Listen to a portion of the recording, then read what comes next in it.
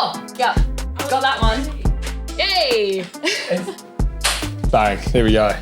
Clauds, how you going? Good, Rory. How are you? I'm very good. Thank you for joining us, and I'm sure is a very big time in your life. Congratulations on a new contract signed till 2027. Is that right? Yeah. 4-year deal, which is, super, super exciting. Yeah, super excited to, be at the club for that long. And that is the longest contract that the Suns AFLW have ever handed out to a player. So how does it feel to, I suppose, be bestowed such an honour?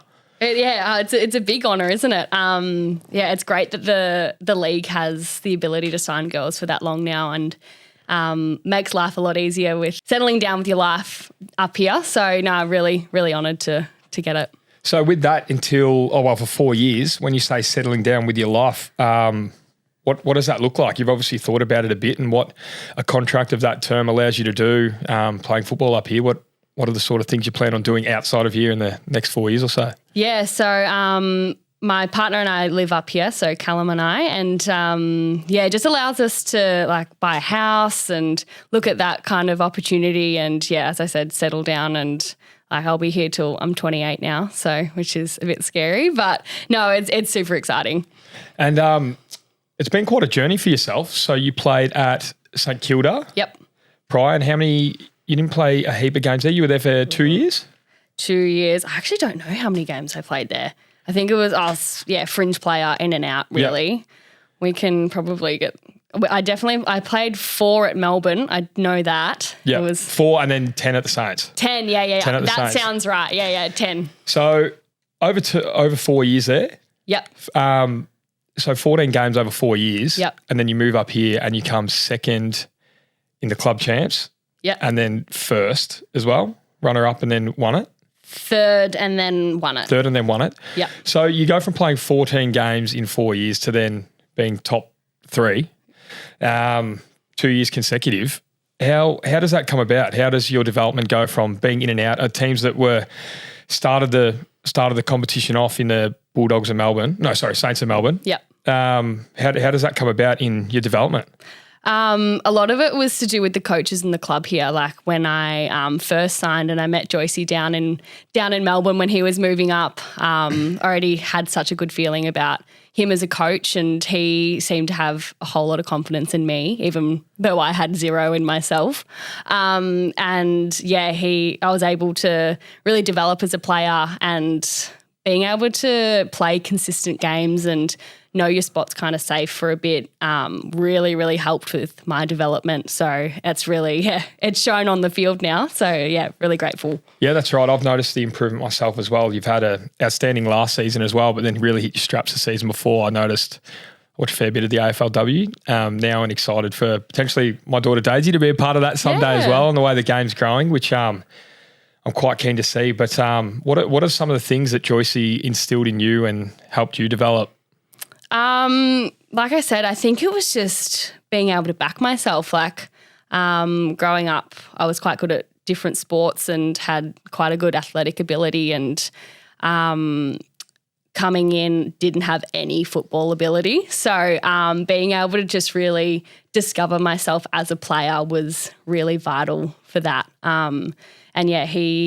He is great with, he doesn't care about mistakes. He just wants you to learn from it. And that's exactly what we've done as a group. So it's been good.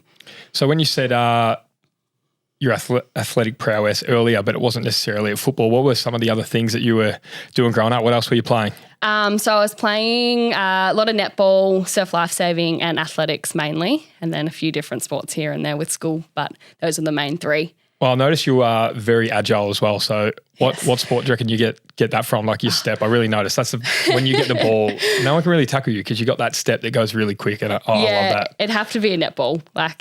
Just coming in, even with the combine testing, the agility, I was like, I aced that because of netball. It was, really great. And I'm grateful that I've been able to keep it, even though I obviously haven't played for however many years. But to keep it in my game has been really good. And at what stage in your, I'll say high school journey, or did you start playing football from the age of, under 14s, was it? Nah, so my first game of footy was my debut game. for Melbourne. You're joking. Yeah. So I didn't know that. Yeah, really. Yeah, not many people do. So it's not really common now, but yeah, I got drafted as a netballer. Second year in the comp. So I was playing a pretty high level of netball, like made a few state squads and was kind of just missing out on the teams and everything. And I was like, oh, I'm probably not going to make it at netball, but like I'd love to be a professional athlete in any sport. And a few family friends of ours, the Hosking twins, so they play for Richmond and now West Coast. So I spoke to Sarah and she was like, oh, just give it a go. Like, I was like, oh, okay. So I did a bit of research and I signed up for a Rookie Me combine testing for girls who hadn't played before. Cool. And so you had to like send in your achievements and everything. Ended up actually getting rejected at first from that, which I was like a bit surprised about, but I was like, oh, that's okay. Like it wasn't meant to be. Got a call the day before and they were like, we're so sorry. We made a mistake. Please come. We'd really love to have you. So went in with my friend. We ended up winning most of the tests there, and Melbourne and Bulldogs both asked me to come back to their individual testing days.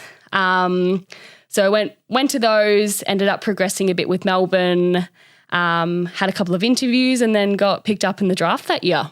Well, Melbourne have always been a strong club as well. So to get a start with them and get a look in, I'm sure you would have learned a fair bit from your time there, even though it was limited game opportunities. So early days coming into a new professional sport and environment, what were some of the things that you picked up quickly, but also struggled with in at a facility for the first time? Yeah, I definitely had to learn pretty quick. It was very different to kind of that netball space in terms of the professionalism and everything.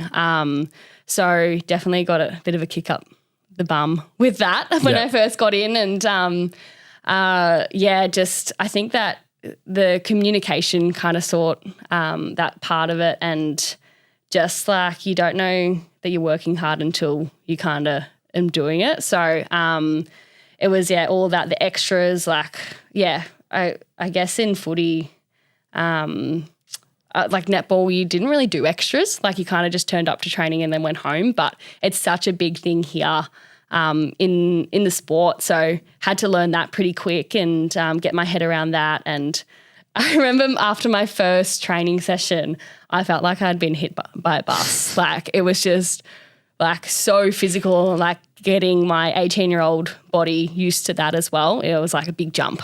Yeah. And then so with moving clubs in the AFLW landscape, what does that look like? I've been through here, but with where the game was at then and now obviously with the new CBA coming in, player movement will be more prevalent and the salaries have gone up and it's starting to move that way. What did it look like back then? Yeah, so when I first started, there were only 8 clubs.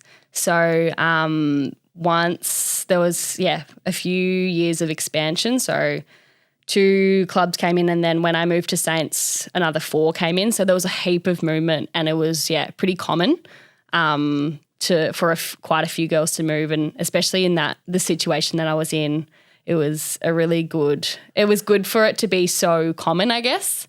Moving to a new club that was completely new as well was very different. Everyone learnt a lot along the way, which was good.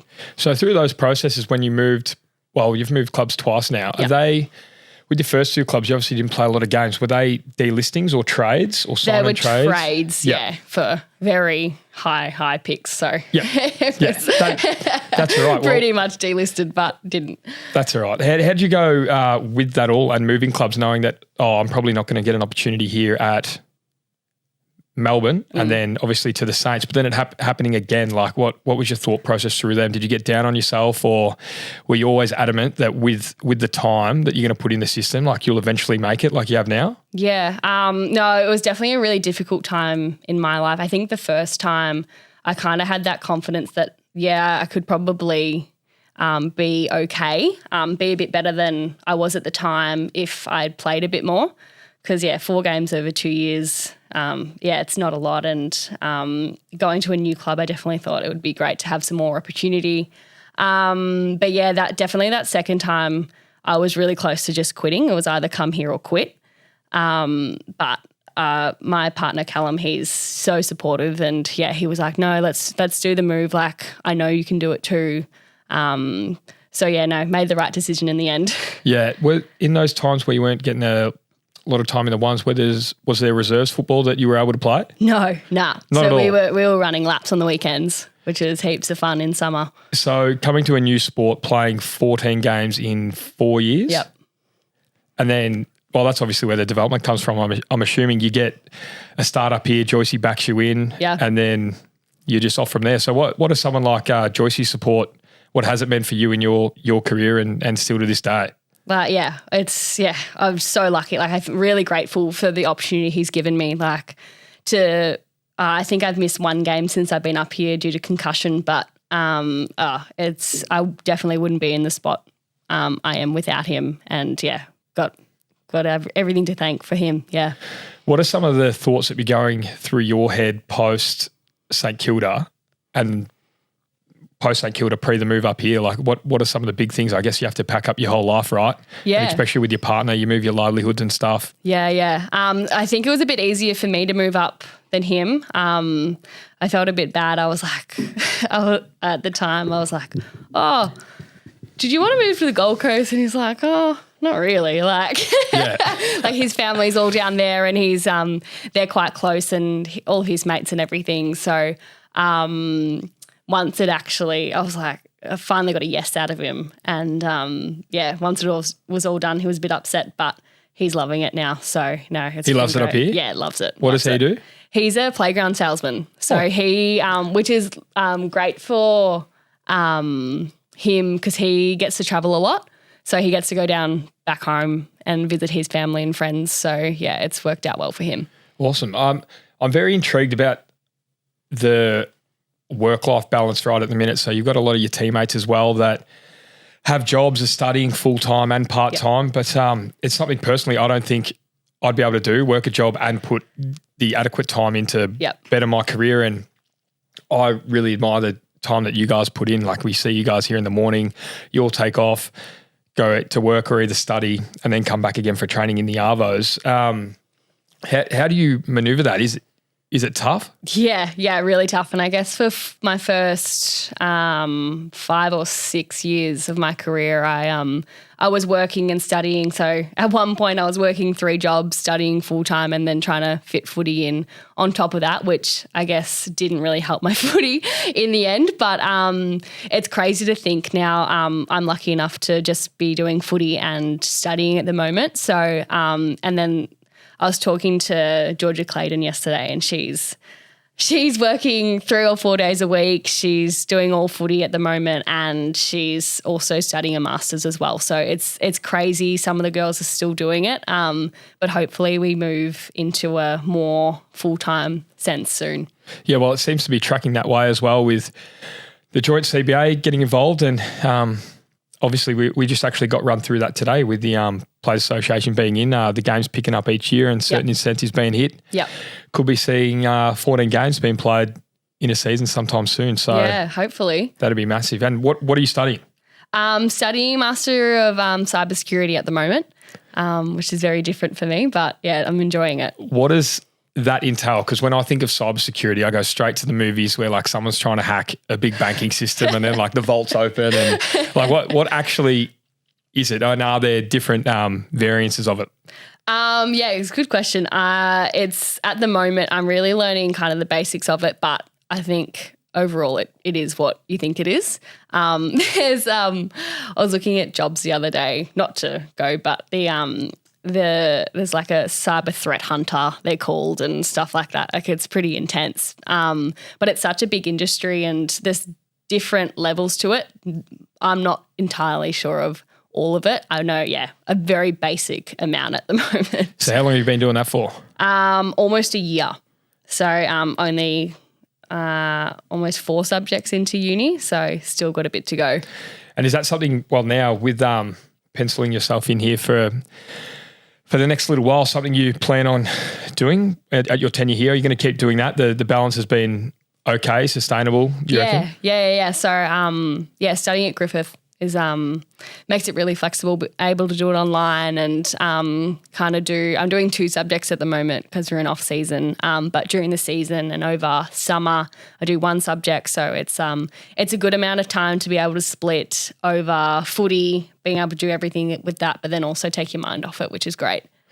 And where the list is at the minute at the club, like I sense a great vibe coming out of the AFLW space as well. Like everyone, games don't start till September, is it? Yeah, end of August, September, that weekend, yeah. And everyone's already in here grinding, getting after it. Yeah, did I hear correctly? You may be playing a couple games? So we got a game this weekend. Beautiful. The next 2 weekends and then 11th of May, I think it is. So we got in a couple of weeks. So, just because our seasons are so short, it's like if we only played 11 games last year and that's kind of it for the year. So there's a lot of time in between. So, and there's a lot of girls who haven't played a lot of footy as well. So it's allows us to really develop our list and helps girls get their confidence in different positions and everything, which is great.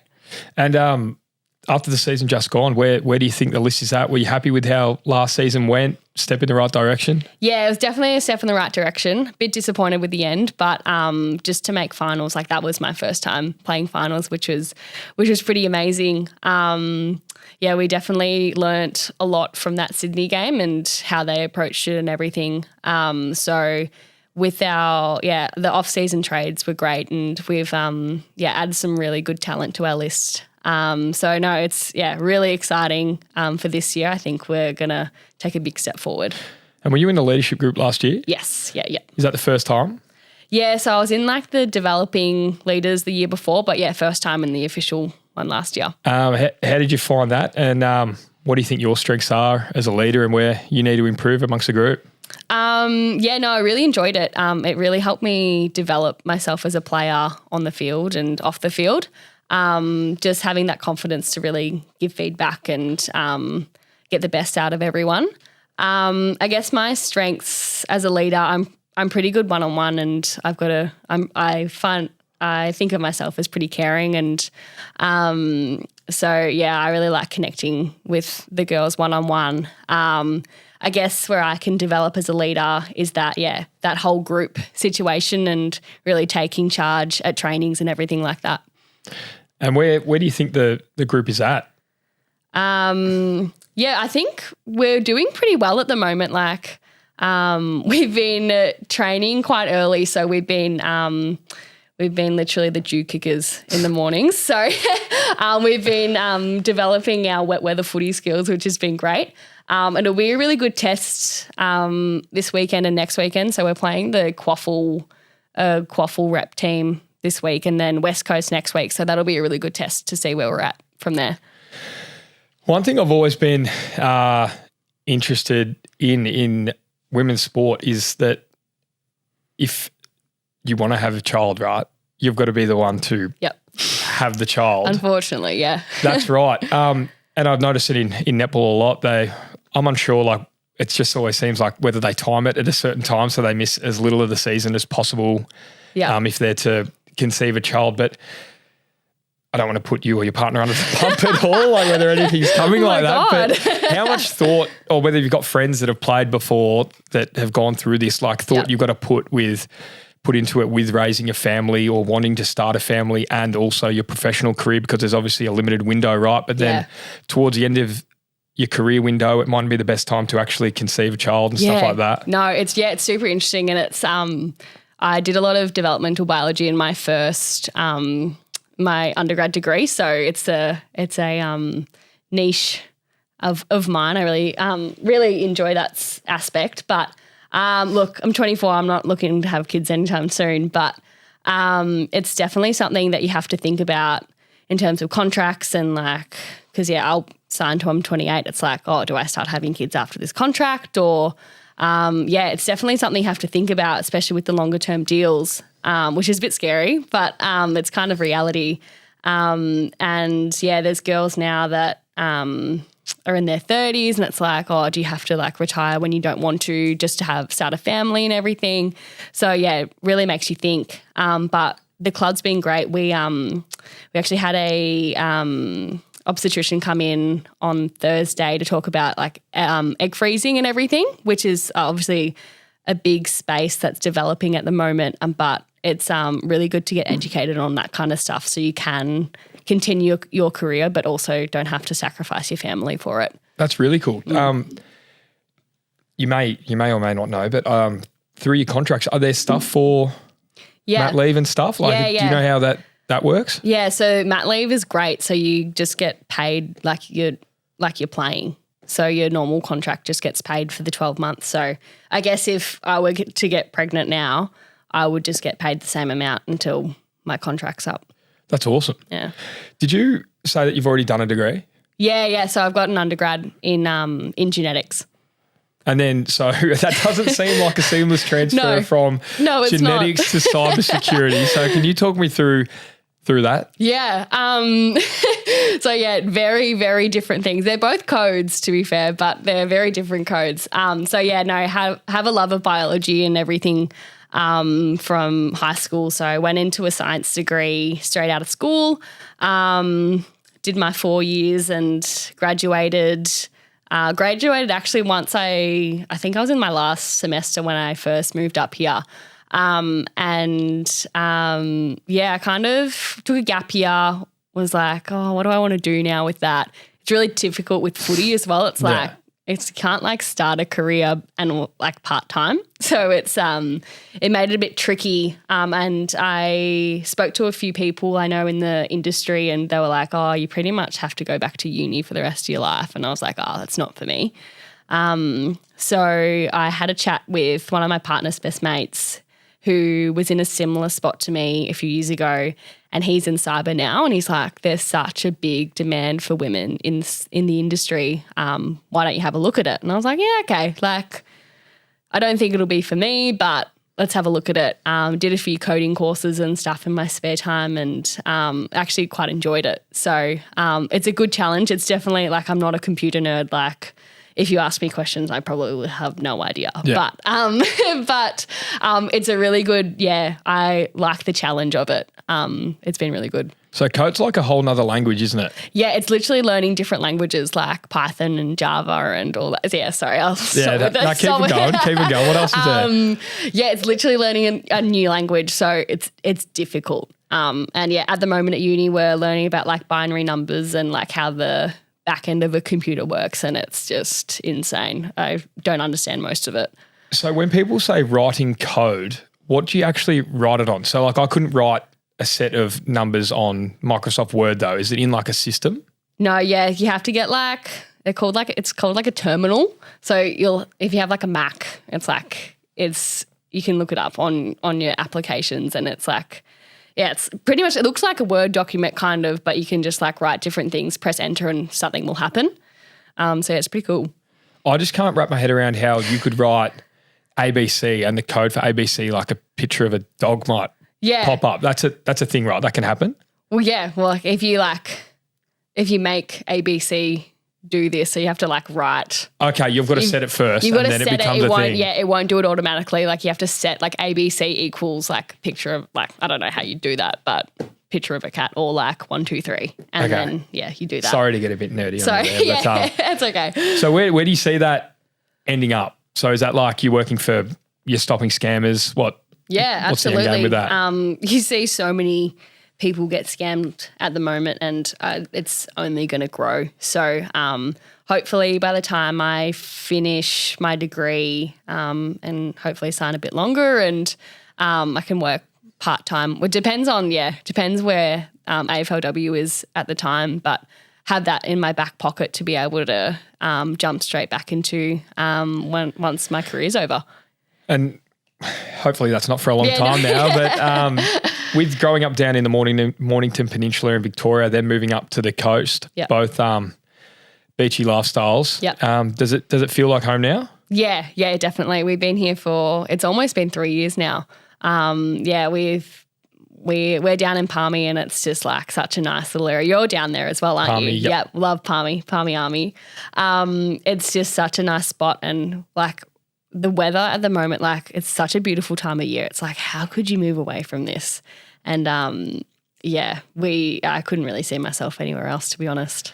And with that, well, you've got a chance to shape the way that the AFLW program goes up here now with, as we mentioned, the way the game is growing, and especially the women's side. Where do you see this list, the club itself, on the AFLW side going? Because you're able to be an integral part of that going forward. Yeah. It's when you think about the list and you write it down, you're like, oh my God, we have such a great young talent, and the girls who are coming through academy as well. Like, I don't know if you saw on the weekend, Havana Harris absolutely dominated the Australian academy game, and it's so exciting. Like these young girls like Daisy, Darcy, Charlie, Luce, like all these girls who they're only just starting their careers, and the fact that how much they're going to develop, the sky's the limit for us, if I'm honest. Well, I hope you left enough money for him in the cap there to fit him all in.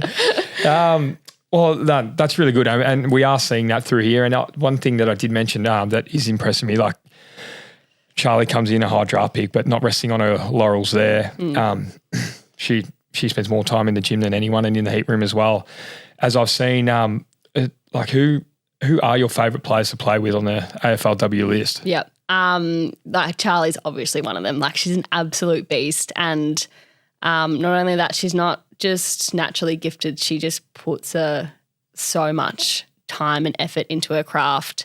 You see her in a game, she has 3 girls hanging off her and just gets the handball out to you, and I'm like, oh sweet, I've got so much space now because you've just taken everyone on. And her fend-offs are so funny. The photos from it is so great, but they're scary, when she practices them at training. But girls like Charlie, Daisy is one that really flies under the radar as well. She is an absolute gun. She's just that running half back, and will shut down any player, but also can kick goals herself. So she's really exciting.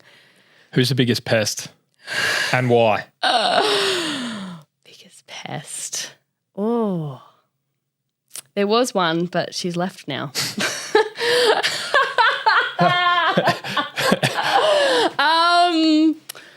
Look, she'll hate me saying this, but Luce, she's in the best way possible. She's obviously she's a starting mid with me, but she's always oh my God, Claudia, you're so good. You're so good. I'm like, please shut up. You're in the same position as me.